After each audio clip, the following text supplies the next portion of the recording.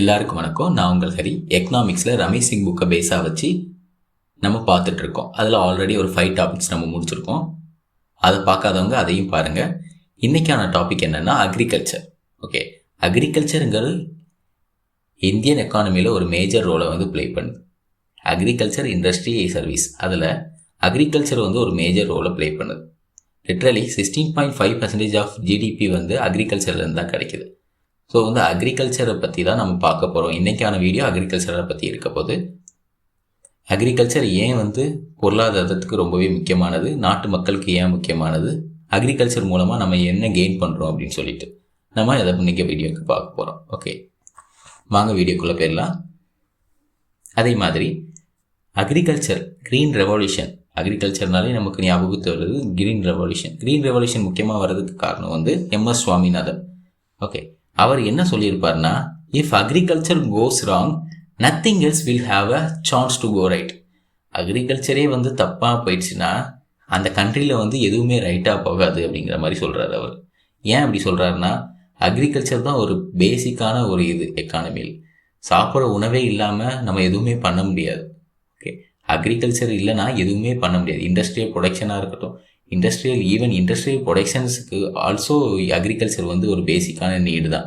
So industrial ப்ரொடக்ஷனுக்கு also raw materials பேசிக்கான needs. Some industrial ப்ரொடக்ஷனுக்கு ரா மெட்டீரியல்ஸ் அக்ரிகல்ச்சர்லேருந்து தேவைப்படும். ஸோ இந்த மாதிரி தான் agriculture goes wrong nothing else will have a chance to go right அப்படின்னு சொல்லிட்டு MS சுவாமிநாதன் சொல்கிறார். வாங்க இப்போ நம்ம டாபிக்குள்ளே போயிடும். இன்ட்ரடக்ஷனில் என்ன சொல்லியிருக்காங்க? Despite the growth of other sectors, agriculture remains the most vital component of the Indian socio-economic frame. எல்லாத்தோட அக்ரிகல்ச்சர் மோஸ்ட் வைட்டல் காமன் சொல்லியிருக்காங்க. Okay, GDP shares versus livelihood dependency. GDP share பாருங்க, agriculture contributes 16.5% of the GDP. Literally 16.5% of GDP agriculture contribute பண்ணுது. ஆனால் இப்போ நம்ம 16.5%. Even 1950-51 55.4% of contribution from agriculture. Okay, agrarian எக்கானமியாக நம்ம இருந்தோம். 55.4% of contribution get from agriculture. But இப்போ 16.5 only we get from agriculture. But 48.7% of population still depends on agriculture. Half of the population still depend on, literally nearly half of the population தான். Okay, 48% of 5% of population, 48.7% of population agriculture தான் நம்பி இருக்காங்க. ஆனால் production பார்க்கும்போது அதில் ரொம்பவே கம்மியாக தான் கொடுக்குறாங்க. 16.5% தான் கொடுக்குறாங்க. இது நிறைய காரணங்கள் இருக்குது. ஏன்னா எல்லாருமே சிறிய நிலங்களுக்கு தான் உரிமையாளர்களாக இருக்காங்க. பெரிய நிலத்தை வச்சுக்கல. அதேமாதிரி அக்ரிகல்ச்சர் லேண்டு மெதுவாக அழிஞ்சிக்கிட்டே வருது. அது ஒரு மேஜர் ரீசன். அதேமாரி பிரிஞ்சுக்கிட்டே வரும், அது ஒரு மேஜரான ரீசன். அதுதான் சொல்கிறாங்க, பாவர்ட்டி கேப் இருக்குது. Since nearly half of the population has only 16.5% of the national income. Agriculture segment அதனால ரொம்பவே புவராகவே இருக்குது அப்படின்னு சொல்கிறாங்க. குளோபல் கம்பேரிசன் பார்த்தீங்கன்னா USA, UK, ஜப்பான் இந்த மாதிரியான கண்ட்ரிலாம் 2% of GDP contribution from agriculture and 2% of population depend on இட்டுங்கிறாங்க. 2% ஜிடிபி கான்ட்ரிபியூஷன் இருக்கும் போது அதே 2% ஆஃப் அக்ரிகல்ச்சர் பாப்புலேஷன் தான் அதை டிபெண்ட் பண்ணியே இருக்காங்க. இதே நம்ம 48.7% of population still depends on அக்ரிகல்ச்சர்னா நம்மளோட ஜிடிபி க்ரோத்து 48.7 இருக்கும் பட்சத்தில் நம்ம ஜிடிபி க்ரோத், அதாவது நம்ம நேஷனல் இன்கம் இருந்து பெர் கேபிட்டல் இன்கம் இருந்து நம்ம எக்கனாமிக் க்ரோத்தில் எல்லாத்துலேயுமே நம்ம முதன்மையாக இருக்கும். ஓகே, அப்புறம் structural characteristics. Private and tax free. It is the largest private sector in India and is notably expend from individual income. Next page பாருங்க.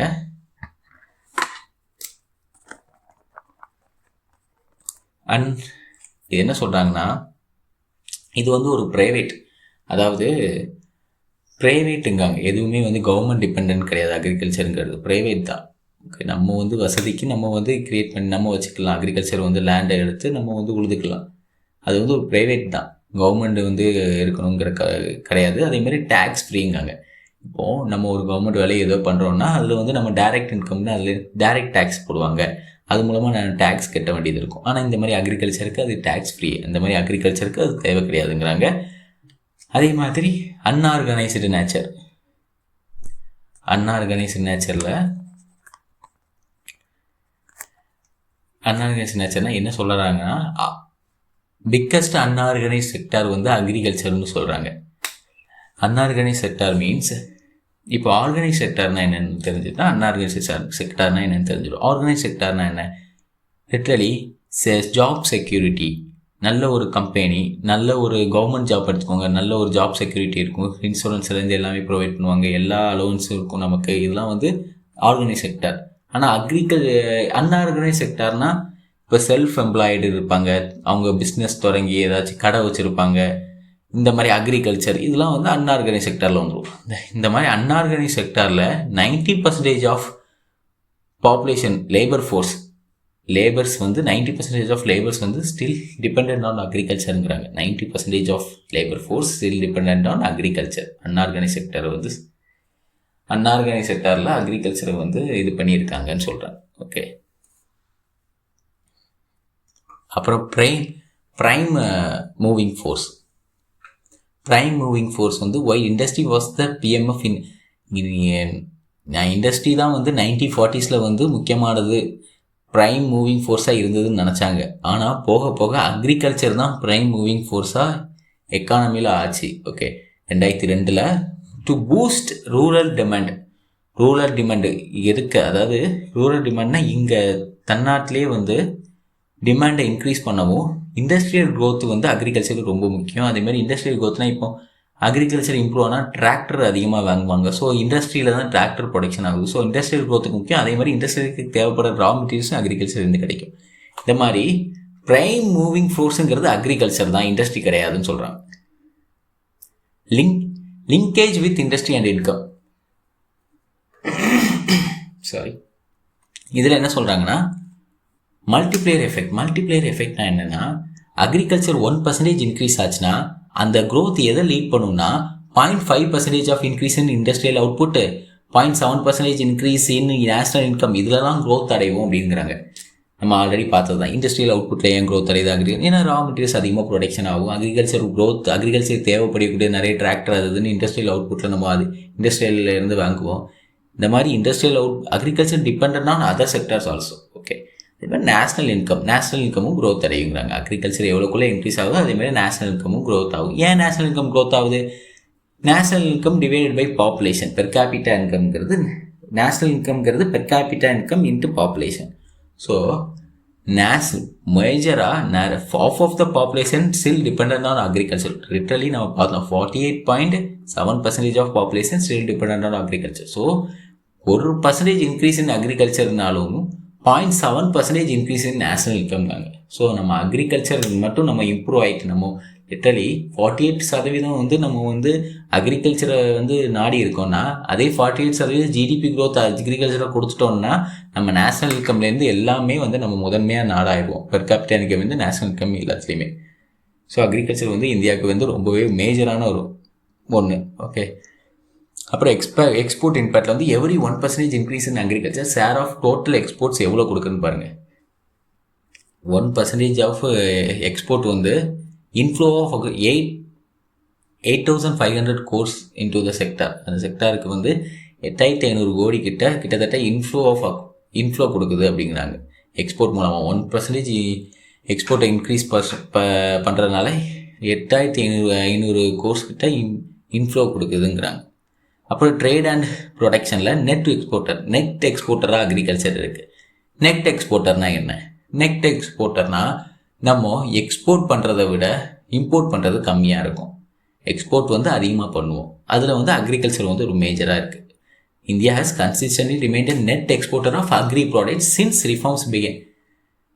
Okay, reforms began and first ஆரம்ப காலத்தில் இருந்து அக்ரிகல்ச்சர் வந்து ஒரு நெட் எக்ஸ்போர்ட்டராக தான் இருக்குதுங்க. Export பாருங்கள் 2.7 lakh crore versus import 1.37 lakh crore in 2018-19. அப்புறம் production record, food grains production is, next page பாருங்கள், estimated as a record food grain ப்ரொடக்ஷனை பாருங்கள் எவ்வளோ கொடுத்துருக்காங்க, 29195 million tons கொடுத்துருக்காங்க. And monsoon dependency 66% of 66.1, literally 66% வந்து கிராப் வந்து மான்சூனை டிபெண்ட் பண்ணி, ரெயின் வந்து அதாவது வானம் பார்த்த பூமி இந்த மாதிரிலாம் சொல்லுவாங்கள்ல, சம் இரிகேஷனுக்கு வந்து பெட்டர் இரிகேஷனுக்கு வந்து மான்சூனை டிபெண்ட் பண்ணியே இருக்காங்க அப்படிங்கிற மாதிரி சொல்கிறாங்க. And kharif, rabi and zaid season, இது நம்ம ஆல்ரெடி நமக்கு தெரிஞ்சுட்டு நம்ம படிச்சிருக்கோம் ஸ்கூல் புக்லேயே. காரிஃப், ராபி அண்ட் சையத்துங்கிறது இது வந்து ஒரு க்ராப், அக்ரிகல்ச்சர் க்ராப் ஏறும்பாங்க. அதாவது காரிஃபில் சில க்ராப் போடுவாங்க, ராபியில் சில க்ராப் போடுவாங்க, சேயத்தில் சில க்ராப் போடுவாங்க. அதிகமாக தண்ணி தேவைப்படுறதுலாம் காரிஃபில் போடுவாங்க, ஏன்னா அது வந்து ஒரு மழைக்காலமாக இருக்கும், ஜூலை டு அக்டோபரில். அதில் என்னெல்லாம் போடுவாங்கன்னா ரைஸு, மைஸு, பஜ்ரா, காட்டன், சோயாபீன்ஸ்லாம் போடுவாங்க. அண்டு ராபியில் வந்து குறைவாக கொஞ்சம் மழைக்காலம் கம்மியாக இருக்கும், ஏன்னா அது ஒரு குளிர்காலமாக இருக்கும். அதில் வந்து அக்டோபர் டு மார்ச்சில் நடக்கும். அது வந்து வீட்டு, பார்லி, மஸ்டர்ட், கிராம், ஓட்ஸ் இதெல்லாம் போடுவாங்க. அப்புறம் சையத்துங்கிறது ஒரு சம்மராக இருக்கும், இதில் வந்து தண்ணி வரத்து கம்மியாகவே இருக்கும் ரொம்ப, அதனால வந்து ரொம்பவே தண்ணி கம்மியாக தேவைப்படுற க்ராப்பை தான் வந்து ஈல்டு பண்ணுவாங்க மார்ச் டு ஜூனில். அது என்னென்னா ஃப்ரூட்ஸு, வெஜிடபிள்ஸ். ஓகே, அப்புறம் வந்து நெக்ஸ்ட் பேஜ் பாருங்கள், கீ க்ராப் கிளாஸிஃபிகேஷனில் காரிஃப், ராபி, குளோபல் டெர்மினாலஜி. காரியில் வந்து primarily cereals, rice, maize, ragi and oil seeds, groundnut. ராபியில் வந்து primarily wheat, barley, gram and mustard. அப்புறம் குளோபல் டெர்மினாலஜியில் டேம்ஸ், kharif and rabi are also, நம்ம இந்தியாவில் மட்டும் இல்லாமல் பங்களாதேஷ்லேயும் பாகிஸ்தான்லேயும் இந்த மெத்தடை யூஸ் பண்ணுறாங்க, டெர்மினாலஜியை, இந்த டேம்ஸை வந்து யூஸ் பண்ணிகிட்டு இருக்காங்க, எங்கே பங்களாதேஷ்லேயும் பாகிஸ்தான்லேயும். அப்புறம் food philosophy of India. Food ஃபிலாசபியில் 3 ஃபேஸாக பிரிக்கிறாங்க. அதாவது India approaches to food has evolved through 3 distinct phases. 3 distinct ஃபேஸஸ்னால் பிரிக்கிறாங்க. என்னெல்லாம்னா physical access, economic access, ecological access. இப்படி 3 டிஃப்ரெண்ட் ஃபேஸாக வந்து பிரிக்கிறாங்க. அதில் வந்து ஃபஸ்ட்டு என்னென்னா 1950s 80s பிரைமரியாக வந்து அக்ரிகல்ச்சர் தான் முக்கியம். ஏன்னா அக்ரிகல்ச்சர், ஃபிசிக்கல் ஆக்சஸ்னால் அக்ரிகல்ச்சர் வந்து எல்லாத்துக்குமே வந்து ஃபுட்டு வந்து ரொம்ப தேவை. ஏன்னா ஃபுட் கிரெயினை நம்மளே ப்ரொடக்ஷன் பண்ணணும், ஏன்னா பாப்புலேஷனுக்கு, என்டையர் பாப்புலேஷனுக்கு ஏன்னா ஃபுட் கிரெயின்ஸை வந்து நம்மளே ப்ரொடக்ஷன் பண்ணணும், நம்மளே வந்து கொண்டு போகணும். அவங்க மற்ற நாட்டிலேருந்து இம்போர்ட் பண்ணக்கூடாது. இந்த PL 480 மெத்தட்னு ஒரு ப்ராஜெக்ட் உண்டு. அதாவது அமெரிக்கன் வந்து எல்லா கண்ட்ரிக்கும் வந்து PL 480 மூலமாக வந்து ஃபுட் கிரெயின்ஸ் வந்து ப்ரொவைட் பண்ணுவாங்க. அது மூலமாக நம்ம அமெரிக்கன் கண்ட்ரீஸ்க்கு வந்து டிப்ளமேசி, அதாவது அவங்களுக்கு அடிமையாக இருந்தோம், இதெல்லாம் வந்து தவிர்க்க நமக்கு தேவையான நம்மளே வந்து இது பண்ணிக்கணும்னு சொல்லிட்டு ஃபிசிக்கல் ஆக்சஸில் வந்து அதை எதிர்பார்த்தாங்க. நெக்ஸ்ட் பேஜ் பாருங்கள். Outcome by the end of 1980s India achieved food self sufficiency. நமக்கு தேவையான ஃபுட் ப்ரொடக்ஷனை நம்மளே பண்ணுறதுக்கு அந்த செல்ஃப் எஃபிஷியன்சியை அச்சீவ் பண்ணணுங்கிறாங்க 1980s. ஃபேஸ் 2 எக்கனாமிக் ஆக்சஸில் the paradox by the early 2000 India held 3 times the recorded buffer stocks, yet starvation death occurred in several states. 3 times recorded buffer stocks இது பண்ணாலும் ஸ்டார்வேஷன்னால வந்து நிறைய பேர் இறந்தாங்கன்னு சொல்கிறாங்க. என்னதான் வந்து நம்ம அச்சீவ் பண்ணாலும் ஃபுட் செல்ஃப் எஃபிஷியன்சியை அச்சீவ் பண்ணாலுமே ஸ்டார்வேஷனால் இறந்தாங்க. ஏன் இறந்தாங்கன்னு கேட்டிங்கன்னா, போதுமான நம்ம ஃபுட்டை வந்து ப்ரொடக்ஷன் பண்ணிட்டோம், ஆனால் அதுக்கு போதுமான காசு மக்கள்கிட்ட இருக்கணும்ல, அதனால வந்து அதை கொண்டு சேர்க்கறதுக்கு வந்து நிறைய இது கொடுத்தாங்க. ரேஷன்லேருந்து எல்லாத்துலேயுமே கம்மியாக வந்து எப்படி வந்து மக்களுக்கு ஃபுட்டை ப்ரொடக்ஷன் பண்ணலான்னு சொல்லிட்டு நிறைய ஸ்கீம்ஸ்லேருந்து நிறைய இதெல்லாம் கொண்டு வந்தாங்க. அதாவது பப்ளிக் இன்ட்ரெஸ்ட் லெஜிஸ்லேஷன், அதில் வந்து PUCL, அதாவது அந்த PUCLனா public union for civil liberties. அதாவது அவங்க வந்து ஹியூமன் ரைட்ஸுக்காக அந்த யூனியன் வந்து எதுக்கு ஃபைட் பண்ணுவாங்கன்னா, அடிப்படை சுதந்திர போராட்டத்துக்காக, மக்களுக்காக ஃபைட் பண்ணக்கூடியது தான். அவங்க வந்து இது சப்போர்ட் பண்ணி அதில் வந்து ஃபுட் ஃபார் ஒர்க், அதாவது அந்த மகாத்மா காந்தி MGNREGA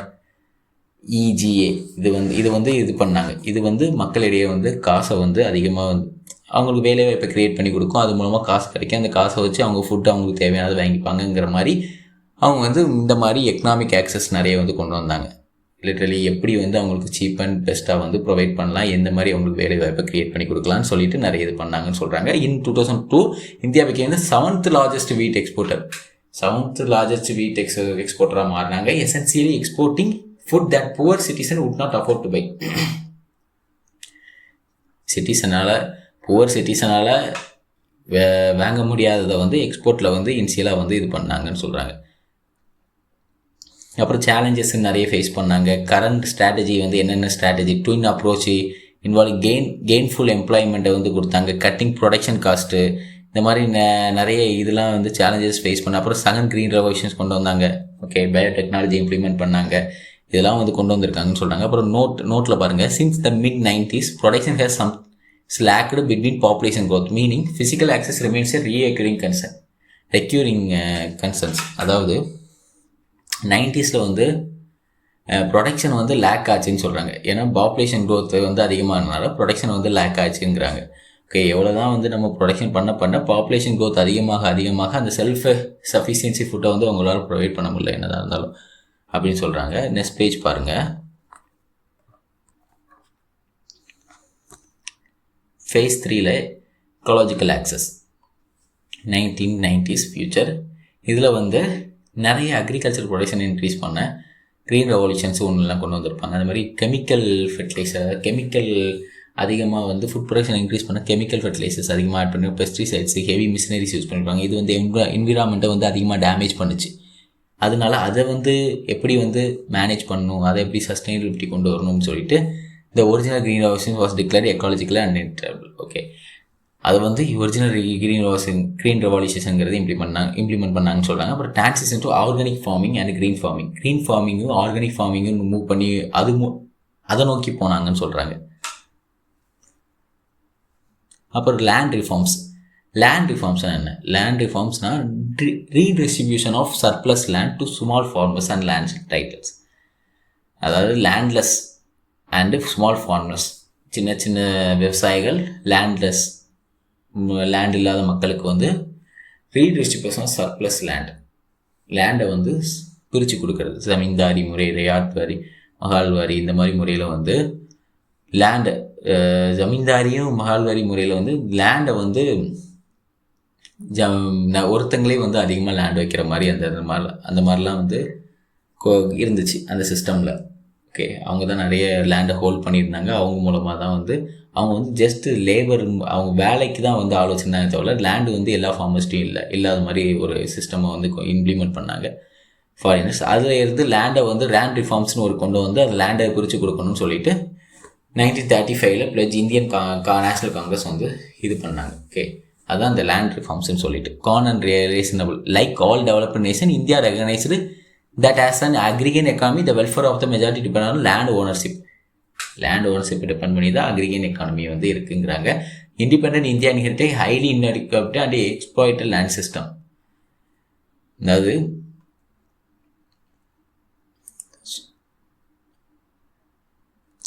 சுதந்திர இந்தியா வந்து ரொம்ப வந்து சமமற்ற இருந்துச்சு. எதில் வந்து லேண்ட் ஈக்குவாலிட்டியில் ஒருத்தங்க வந்து அதிக லேண்ட் வச்சுருந்தாங்க, இன்னொருத்தங்க வந்து அப்படி இல்லை. எல்லா லேண்டுமே வந்து நிறைய காசு யார்கிட்ட அதிகமாக இருக்கும். அதாவது லிட்டரலி ஜமீன்தாரி முறைனா என்ன, ஜமீன்தார் அங்கே இருக்கிற ஜமீன்தார்கிட்ட அதிகமாக வந்து லேண்டை பிரித்து கொடுத்துருவாங்க. ஸோ வந்து லேண்டு வந்து எல்லாத்தையுமே வந்து ஈக்குவலாக இல்லை. ஈக்குவலிட்டிபிள் வந்து லேண்ட் சிஸ்டம், அதாவது எக்ஸ்ப்ளாய்டேட்டிவ் லேண்ட் சிஸ்டம்னா ஜமீன்தாரி, மஹால்வாரி, இந்த மாதிரி லேண்ட் சிஸ்டம்னால எல்லாத்தையும் லேண்டு வந்து ஈக்குவலாக இல்லை. அதுக்காக தான் அந்த லேண்ட் ரிஃபார்ம்ஸ் கொண்டு வந்திருக்காங்க. ஓகே, அதுதான் சொல்கிறேங்க. லேண்ட் வந்து இண்டிபெண்டன்ட் இந்தியாவில் வந்து அந்த மாதிரி லேண்டு இல்லைன்னு சொல்கிறாங்க. அதுக்கு தான் லேண்ட் ரிஃபார்ம்ஸ் கொண்டு வந்து என்னென்ன ஸ்டெப்ஸ் எடுத்துக்காங்க நம்ம பார்ப்போம். நெக்ஸ்ட் பேஜ் பாருங்கள். 3 கோர் அப்ஜெக்டிவ்ஸ். இதில் என்னெல்லாம் சொல்லியிருக்காங்கன்னா, institutional overhaul, socio economic equality, poverty and food security. First institutional ஓவர்ஹாலில் removing structural hurdles to production, abolition of intermediate, zamindari முறை எல்லாத்தையும் இது பண்ணி யாருக்கு லேண்டு பிரித்து கொடுக்க முடியுமோ அவங்களுக்குள்ளே பிரித்து கொடுக்கன்னு சொல்கிறாங்க. Aim to introduce modern institution factors to traditional farming இல்லாமல் மாடர்னாக என்னென்ன இம்ப்ளிமெண்ட் பண்ணணுமோ அதெல்லாம் இம்ப்ளிமெண்ட் பண்ணி லேண்டை வந்து பிரித்து கொடுக்குறது தான் அவங்க வேலையை. ஓகே, அதை வந்து ஜமீன்தாரிஸ்டேருந்து லேண்ட் ரிஃபார்ம் டெண்டன்சி, அதை யார் லேண்ட் இல்லை, யார் ஸ்மால் ஃபார்மர்ஸ்ன்னு பார்த்து அவங்களுக்கு லேண்டை வந்து பிரித்து கொடுக்குறது தான் அவங்க அதுதான் சொல்கிறாங்க இன்ஸ்டிடியூஷனல் ஓவரால்னு சொல்லிட்டு. அப்புறம் சோசியோ எக்கனாமிக் ஈக்குவாலிட்டியில் வந்து land ownership in India was tied to caste and social status. சில கேஸ்ட்டிட்ட தான் அதிகமாக லேண்ட் இருந்துச்சு, சோசியல் ஸ்டேட்டஸை வச்சு லேண்ட் இருந்தது. ஆனால் அப்படிலாம் இல்லாமல் அடுத்தால வந்து அதை வந்து எப்படிலாம் வந்து ஓவர் கம் பண்ணி எப்படிலாம் பிரித்து கொடுக்கணும்னு பார்த்து அப்படி பிரித்து கொடுத்துருக்காங்க. 80% of population depend on land but ownership was concentrated in few hands. லேண்டை தான் 80% ஆஃப் பாப்புலேஷன் டிபெண்ட் பண்ணியிருந்தாங்க. ஆனால் அந்த ஓனர்ஷிப்னு பார்த்தீங்கன்னா அது சில பேர் கையில் தான் இருந்துச்சுங்கிறாங்க. ஓகே, ஸோ அதுக்காக வந்து எடுக்கப்பட்டது தான் இந்த 3 கோர் அப்ஜெக்டிவ்ஸில் இது ஒன்று, சோசியோ எக்கனாமிக் ஈக்குவாலிட்டி இருக்கணும்னு சொல்லிட்டு. அப்புறம் வந்து கான்ட்ரவர்சியில் என்ன போட்டிருக்காங்கன்னா, this objective was so socially distributing the land reform becomes and land grabbing by the government for அதாவது லேண்ட் கிராப்பிங் வந்து அதிகமாக இருந்துச்சு. லேண்ட் ரிஃபார்ம் ரீடிஸ்ட்ரிபியூஷன் இருக்கணும்ல, நம்ம கொடுக்கணும் எல்லாருக்கும் சமமாக. ஸோ வந்து கவர்மெண்ட் வந்து அந்த லேண்ட் கிராப்பிங் மெத்தடை வந்து இம்ப்ளிமெண்ட் பண்ணுவாங்க. அது ஒரு கான்ட்ரவர்சியலாக போச்சுங்கிறாங்க. அப்புறம் poverty and food security at contemporary objective aimed at boosting production to tackle malnutrition poverty food செக்யூரிட்டியை வந்து இம்ப்ரூவ் பண்ணுறதுக்கு நிறைய அப்ஜெக்டிவ்ஸ், நிறைய வந்து ப்ரொடக்ஷனை வந்து இம்ப்ரூவ் பண்ணணும். ஓகே, ப்ரொடக்ஷனை இம்ப்ரூவ் பண்ணாலே மால்நியூட்ரிஷன் ப்ராவர்ட்டி வந்து இம்ப்ரூவ் கம்மியாயிரும்னு சொல்கிறாங்க. நெக்ஸ்ட் பேஜ் பாருங்கள். This objective was often overshadowed by the political heat of the regional debate. இது வந்து ஓவர் ஷேடோ பண்ண பொலிட்டிக்கல் டிபேட்னால, ஓகே, நிறைய வந்து அரசியல் இதனால, பொலிட்டிக்கல் டிபேட்னால, நிறைய பிரச்சனைனால இது வந்து இது பண்ணப்பட்டுச்சு, ரீடிஸ்ட்ரிபியூட்டர், அதாவது ஓவர் ஷேடோ பண்ணப்பட்டுச்சுங்கிறாங்க. ஓவர் ஷேடோனா மறுபகிர்வு. And steps of land reforms implementation. என்னென்ன ஸ்டெப்ஸ் வந்து லேண்ட் ரிஃபார்ம்ஸ் இம்ப்ளிமெண்ட் பண்ண கொண்டு வந்திருக்காங்க. அபாலிசேஷன் ஆஃப் இன்டர்மீடியட்ஸ், அதே தான். அபாலிசேஷன் ஆஃப் இன்டர்மீடியட்ஸில் ஜமீன்தாரி மகால்வாரி ரேட் வாரியை ஒழிச்சு எல்லாத்துக்கும் வந்து ஈக்குவலாக வந்து லேண்டு கொடுக்கணும், அதுதான் ஒரு இது. Okay, removal of exploitation of colonial ரூலில் வந்து ஜமீன்தாரி மகால்வாரி ரேட் வாரிங்கிறது இது கூட இருந்துச்சு. ஆனால் அதெல்லாம் வந்து மிடில் மேனுக்குலேருந்து எல்லாருக்குமே வந்து லேண்டுங்கிறது கிடைக்கணும்னு சொல்லிட்டு அந்த இதெல்லாம் இது பண்ணாங்க. எலிமினேட்டட் த லேயர் ஆஃப் மிடில்மேன்கிறதே இருக்கக்கூடாது, ஜமீன்தாரி அந்த முறையே எடுக்கக்கூடாது. லேண்டுக்கு ஓனராக புவர் பீப்புள்ஸாக இருக்கட்டும், யாராக இருக்கட்டுமே, அவங்க தான் லேண்டுக்கு ஓவராக இருக்கணும், எல்லாத்துக்கும் பிரித்து கொடுத்தாங்க. கவர்மெண்ட்டுக்கும் லேபருக்கும் ஒரு மிடில்மேன் யாரும் தேவையில்லை, லேண்ட் ஓனர் வந்து மக்களாகவே இருக்கட்டும் அப்படின்னு சொல்லிட்டு எல்லாருக்கும் பிரித்து கொடுக்கணும். அதுதான் அபாலிஷன் ஆஃப் இன்டர்மீடியட்ஸ். அப்புறம் டெனன்சி ரிஃபார்ம்ஸ். ஓகே, குத்தகை எடுக்கிறது வந்து ஹெல்ப் பண்ணாங்க. ரெகுலேஷன் ஆஃப் ரெண்ட்டை வந்து ப்ராப்பராக இருக்கணும்னு சொல்லிட்டு அதுக்கு ஒரு ஃபிக்ஸிங் ரேஷனல் ரேட்ஸ், அதுக்கு ஒரு ரேட் வச்சாங்க. அப்படி செக்யூரிட்டி ஆஃப் ரெண்ட்டு வாங்குறவங்க வந்து செக்யூராக இருந்தாங்க. அதாவது ensuring tenants felt secure about the future income occupation. அவங்களுக்கு ஹெல்ப் பண்ண விதமாக ரெண்ட் எடுத்து, அவங்க ரெண்ட்டு லீஸுக்கு எடுத்து வந்து சில பேர் விவசாயம் பண்ணுவாங்க, அவங்களுக்கு ஹெல்ப் பண்ண விதமாக சில ப்ராப்பரான இதை வந்து கொண்டு வந்தாங்க. அதே மாதிரி அவங்களுக்கு ஹெல்ப் பண்ண விதமாக வந்து நிறைய விஷயங்களை பண்ணாங்கன்னு தான் சொல்கிறாங்க. And ownership rights implementing the slogan land to the tiller. Land வந்து டைட்லர், அதாவது யார் வந்து அந்த லேண்டில் உழுதாங்களோ அவங்க தான் அதோட ஓனராக இருக்கணும்னு சொல்லிட்டு பார்த்தாங்க. நெக்ஸ்ட் பேஜ் பாருங்கள்.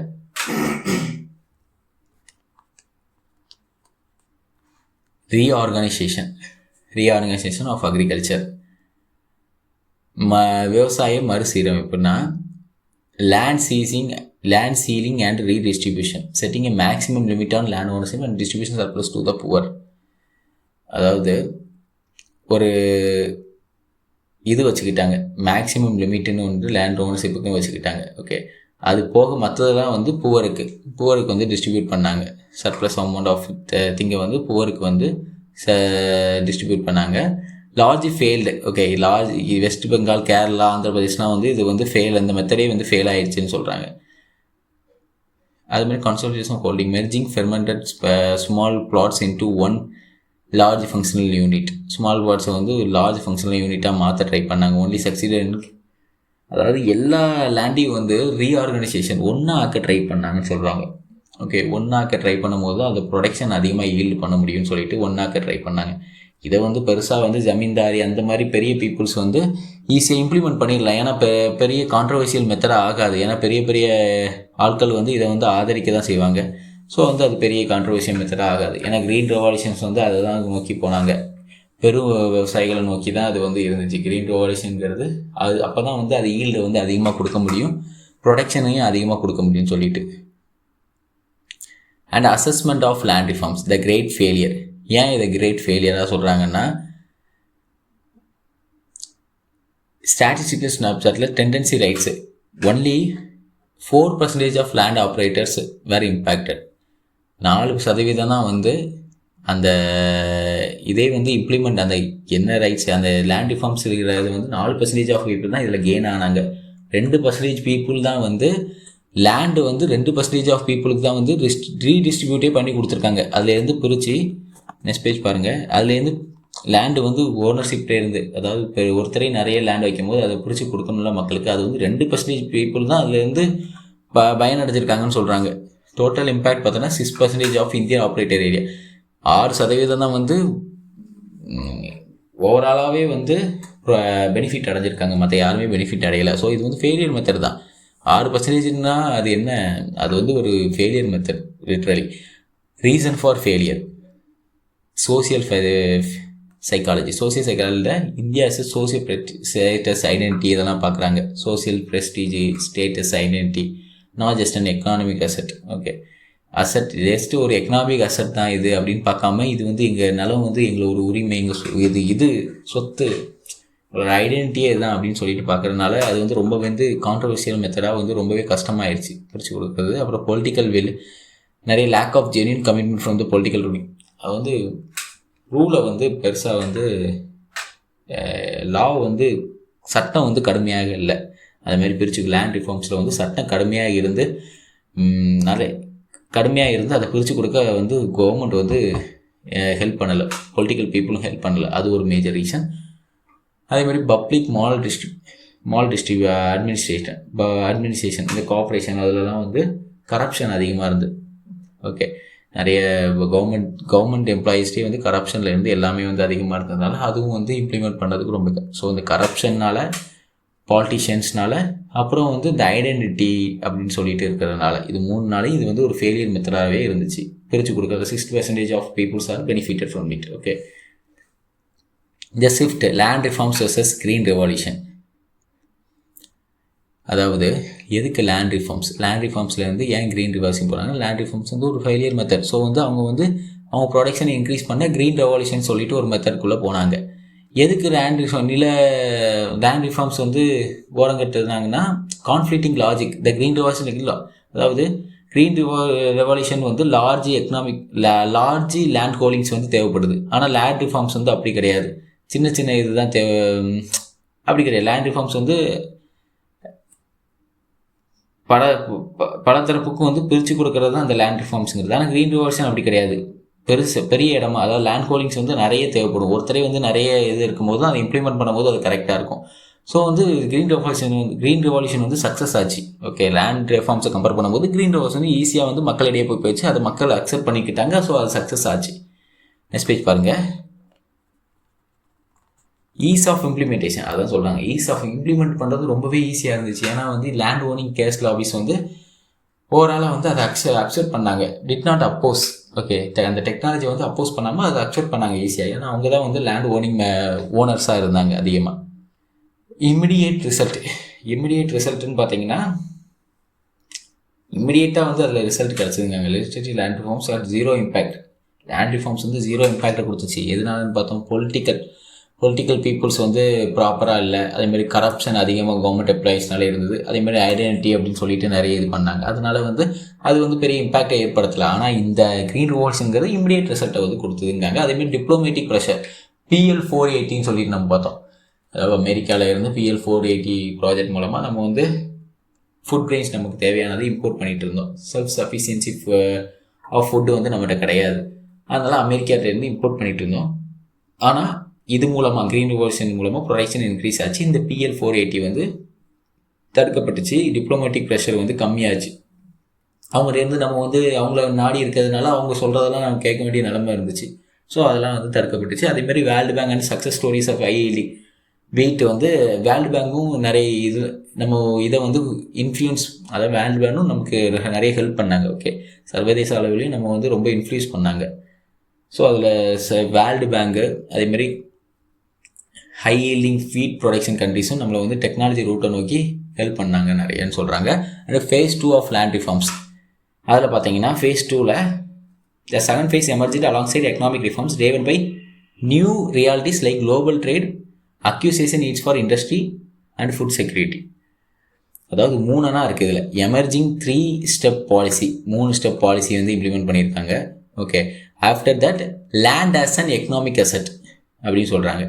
அதாவது எக்கனாமிக் சர்வேல 2012 வந்து focus shifted on mapping and title. அதாவது கேர்ஃபுல்லாக வந்து ப்ராப்பராக மேப் பண்ணி லேண்ட் எங்கெல்லாம் இருக்குது, என்னென்ன யாரெல்லாம் அதுக்கு ஓனராக இருக்கா எல்லாம் டைட்டில் பண்ணி அதை அக்யூசியேஷன் பண்ணுறது, அதை ப்ராப்பராக அக்யூசியேஷன் பண்ணி அது ப்ராப்பராக வந்து யாருக்கு தேவையோ அதை லீஸுக்கு விடுறது, இண்டஸ்ட்ரியலுக்கு லீஸுக்கு விடுறது, இந்த மாதிரிலாம் பண்ணாங்கன்னு சொல்லுவாங்க. நெக்ஸ்ட் பேஜில் பாருங்கள், அது கொடுத்துருப்பாங்க.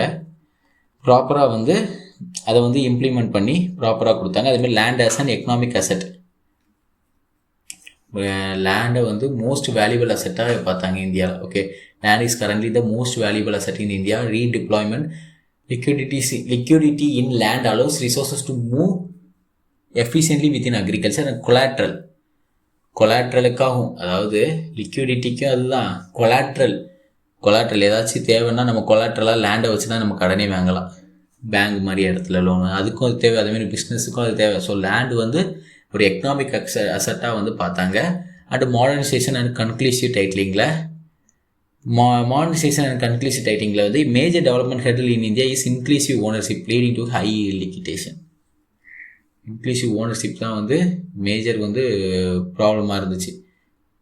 அதாவது ஓனர் யாருன்னு தெரியாமல் ஓனர் கண்டுபிடிக்கிறதுலே ஒரு பெரிய பிரச்சனையாச்சு. அதுக்காக நிறைய வந்து டிஜிட்டல் ஆக்கணும், லேண்ட் ரெக்கார்ட்ஸ் வந்து டிஜிட்டல் ஆக்கணும் சொல்லிட்டு நிறைய இது கொண்டு வந்திருப்பாங்க. அதில் ஒன் ஆஃப் த பாலிசி தான் DILRMP, digital India land records modernisation programme சொல்லிட்டு. அதோட கோல் என்னென்னா லேண்ட் வந்து யாருக்கு சொந்தமானதுன்னு கண்டுபிடிச்சி அவங்களுக்கு ப்ராப்பரான லேண்ட் ரிஃபார்ம்ஸ், அந்த டிஜிட்டலான அந்த இதை வந்து க்ரியேட் பண்ணி கொடுக்கணும். ஓகே, கேரண்டி ஆஃப் அந்த டிஜிட்டலான ரெக்கார்டை வந்து க்ரியேட் பண்ணி கொடுக்கணும்.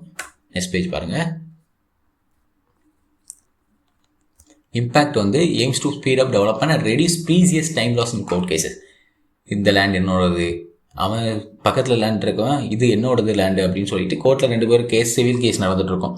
அந்த டைம்லாம் வந்து கம்மி பண்ணுறதுக்கு லேண்ட் ரெக்கார்ட் ப்ராப்பராக இருந்தால் ஓகே, இந்த லேண்ட் இவங்களுக்குள்ள தான், ரெக்கார்ட்லாம் எங்களுக்கு ப்ராப்பராக இருக்குது அப்படின்னு சொல்லிட்டு அவங்களுக்கு கோல்டு வந்து அவங்களுக்கு சாதகமாக தீர்ப்பு வந்துடும் கோர்ட்லேருந்து.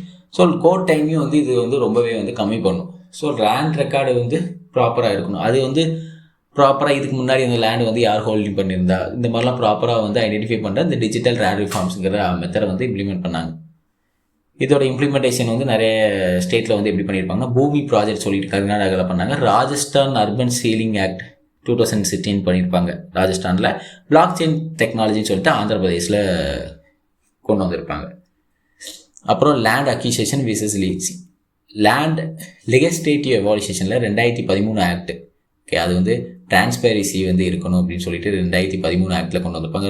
2015 ஆக்ட்லேயும் ரிமூவ் இன்அடிக்குவேசி. ஓகே, இன்அடிக்குவேசினா அதாவது குறைபாடுகளை நீக்க முன்மொழிக்கப்பட்டது. நிறைய குறைபாடுகள் அதான் வந்து இது இம்ப்ளிமெண்ட் பண்ணப்படலை, ரீபேல் டியூ டு மறுபடியும் ரீபேல் பண்ணிடுவாங்க. ஓகே, இந்த ஆக்ட் வந்து இம்ப்ளிமெண்ட் பண்ணப்படலை. எதுனால media intense political and media அப்போசிஷன்னால இது வந்து இம்ப்ளிமெண்ட் பண்ணப்படல. ஸோ இன்அடிக்குவேட்டிஸை வந்து இம்ப்ரூவ் பண்ணுறதுக்கு இது கொண்டு வரணும்னு சொல்லிட்டு பார்த்துக்கும் போது இதுக்கான பேசிக்காக இது கொண்டு வரல. அண்ட் நிதி ஆயோக் ரோல் வந்து tasked with advising on fair policies, நல்ல ப்ராப்பரான பாலிசிஸ், என்விரான்மெண்ட்டை வந்து எவ்வளோக்குள்ளே வந்து பாதுகாத்து அது என்விரான்மெண்ட்டுக்கும் எவ்வளோக்குள்ளே மேஜராக வந்து தீங்கு இல்லாமல் எவ்வளோக்குள்ளே ப்ரொடக்ஷன் இன்க்ரீஸ் பண்ணணுமோ அந்த மாதிரி பாலிசிஸ் வந்து நிதி ஆயோக்கும் வந்து ப்ராப்பராக கொண்டு வந்தாங்க.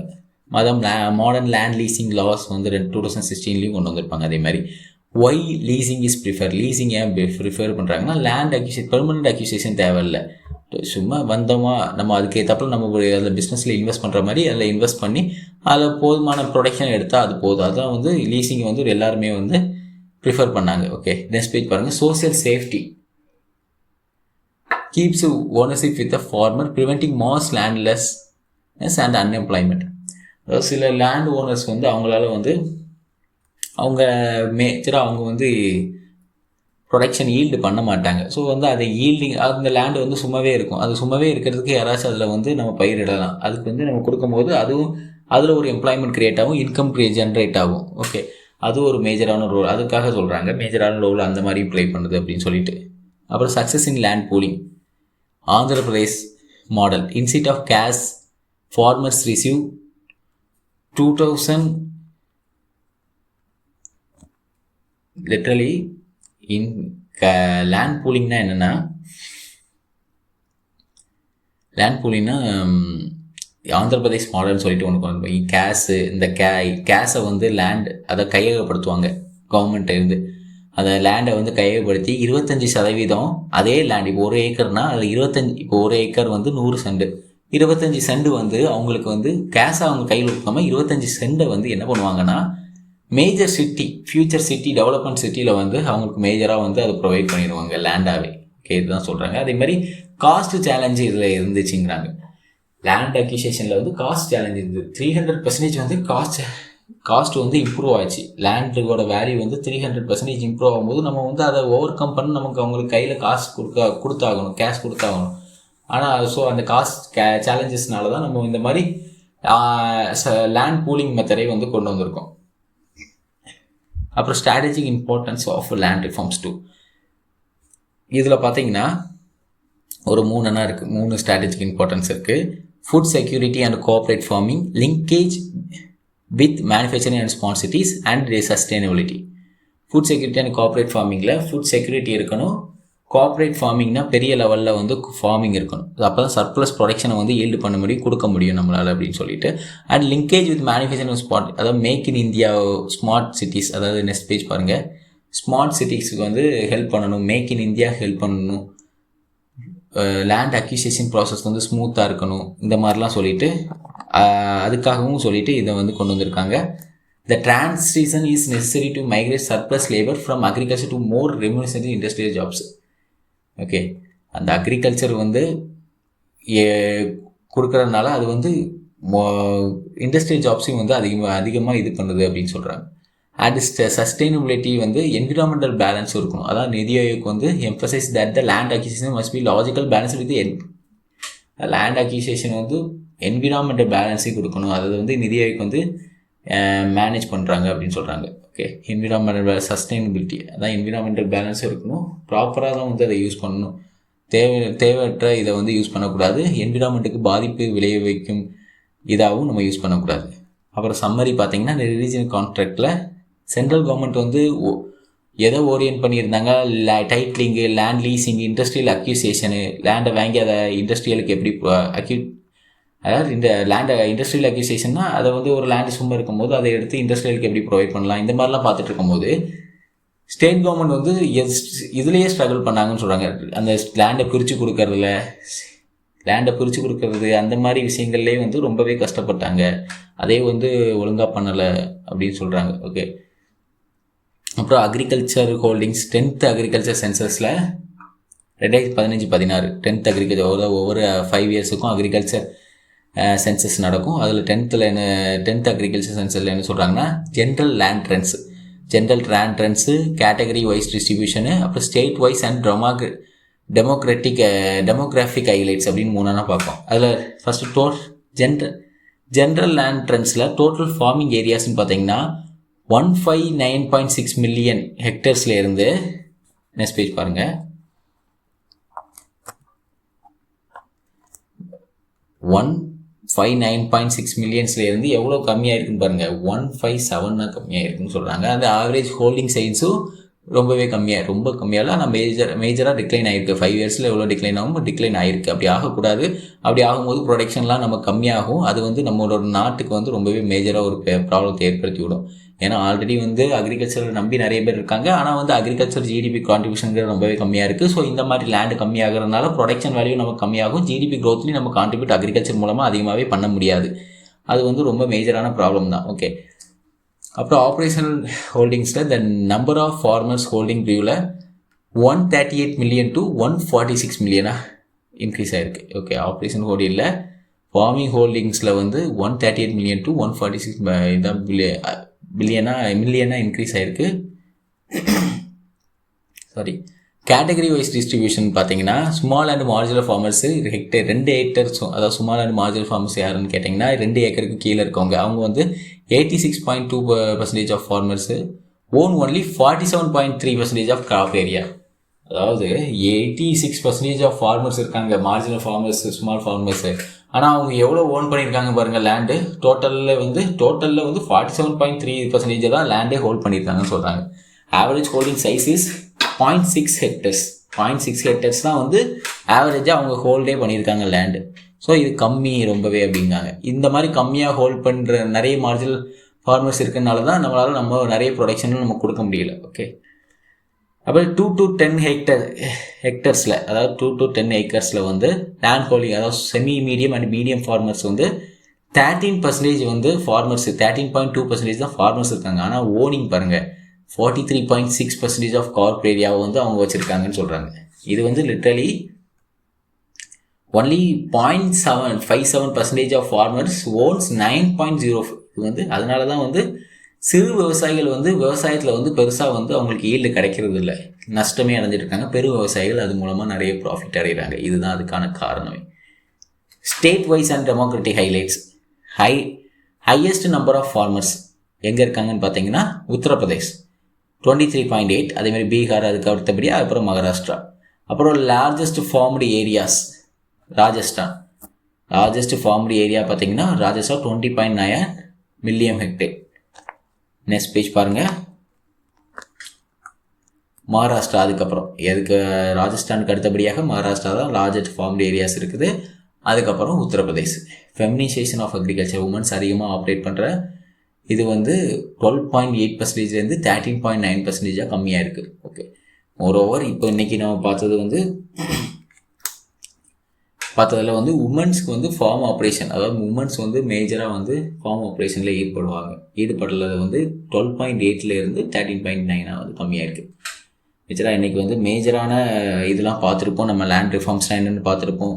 அதுக்கப்புறம் வந்து எதுக்காக அது கொண்டு வந்திருக்காங்க, அதுக்கு முன்னாடி வந்து காரிஃப், ராபி, சையத் இந்த மாதிரி எல்லாம் பார்த்துருப்போம். அண்ட் இன்ட்ரடக்ஷனும் ஜிடிபியில் வந்து அக்ரிகல்ச்சரோட கான்ட்ரிபியூஷன் எவ்வளோ இருக்குது, அதேமாதிரி அக்ரிகல்ச்சர் வந்து எவ்வளோ பேர் அக்ரிகல்ச்சர் நோக்கி இருக்காங்க, இது வந்து எப்படி டேக்ஸ் ஃப்ரீயாக இருக்குது, இது வந்து அக்ரிகல்ச்சர் ப்ரொடக்ஷன் இன்க்ரீஸ் ஆச்சுன்னா அது எந்த மாதிரி எதுக்காக அது வந்து நேஷ்னல் இன்கத்தை வந்து இன்க்ரீஸ் பண்ணுறது, இண்டஸ்ட்ரியல் அவுட்புட்டை இன்க்ரீஸ் பண்ணுறது, இந்த மாதிரிலாம் நம்ம பார்த்தோம். அண்ட் அக்ரிகல்ச்சர் ஏன் நெட் எக்ஸ்போர்ட்டராகவும் இருக்குதுன்னு பார்த்தோம்.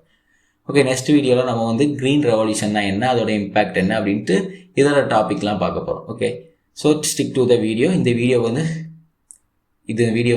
யாரும் பார்க்க இதுக்கு முன்னாடி இருக்கிற எக்கனாமிக்ஸ் வீடியோலாம் யாரும் பார்க்கலன்னா அது கண்டிப்பாக பாருங்கள். அதுவும் உங்களுக்கு ரொம்பவே யூஸ்ஃபுல்லாக இருக்கும். And thank you for the support.